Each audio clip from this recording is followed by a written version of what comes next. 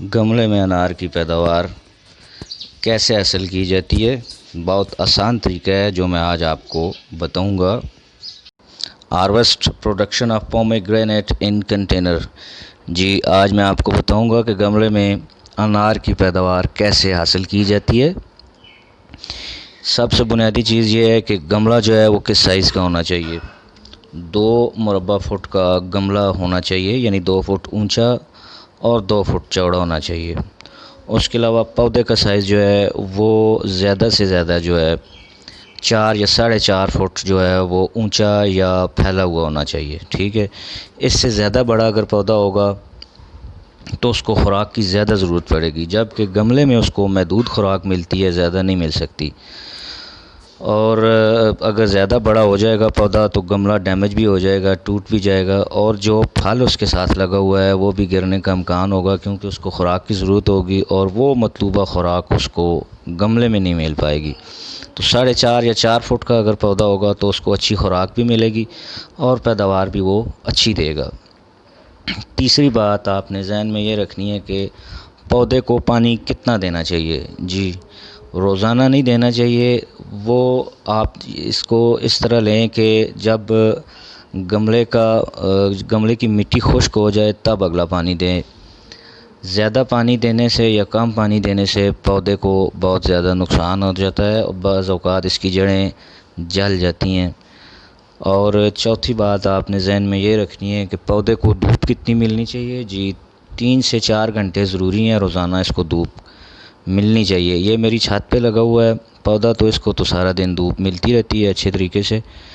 اور کھاد کون سی استعمال کرنی ہے؟ جی کھاد جو ہے وہ کوشش کریں دیسی کھادیں زیادہ استعمال کیا کریں، اور جس میں آپ گوبر استعمال کر سکتے ہیں۔ اس کے علاوہ کچن کا ویسٹ جو ہوتا ہے، جیسے سبزیوں اور پھلوں کے چھلکے ہو گئے، اس کے علاوہ انڈے کے چھلکے ہو گئے، اور استعمال شدہ چائے کی پتی ہے وہ بھی اچھی کھاد کے طور پر استعمال ہو سکتی ہے۔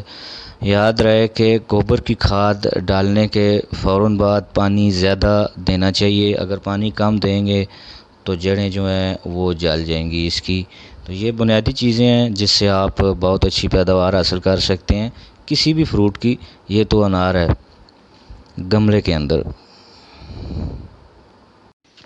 اس کے ساتھ ساتھ کچھ اور چیزیں جو آپ نے یاد رکھنی ہے کہ گملے کا سائز کتنا ہونا چاہیے، کتنے سائز کا گملہ ہو تاکہ جو پودا ہے وہ اچھی طرح پرورش پا لے، اس کی گروتھ اچھی طرح ہو۔ اور جو گملہ ہے اس کا سائز 2 فٹ ہونا چاہیے، کم از کم 2 فٹ ہونا چاہیے۔ اس کی چوڑائی بھی اور گہرائی بھی 2 فٹ ہونی چاہیے۔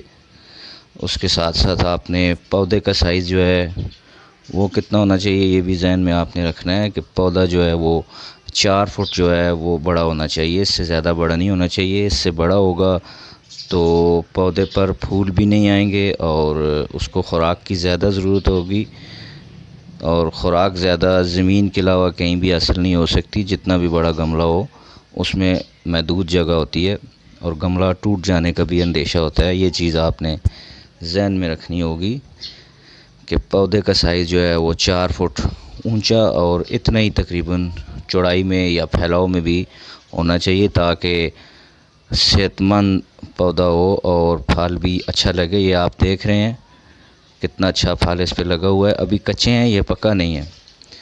اور تیسری بات یہ ہے کہ آپ نے پانی کب دینا ہے پودے کو۔ گملے میں جو پانی آپ نے دینا ہے وہ پہلا پانی جب خشک ہو جائے، جب مٹی گملے کی خشک ہو جائے تب اگلا پانی آپ نے دینا ہے۔ گیلے گملے میں بار بار پانی نہیں دینا کیونکہ پودے کی جڑیں خراب ہو جاتی ہیں۔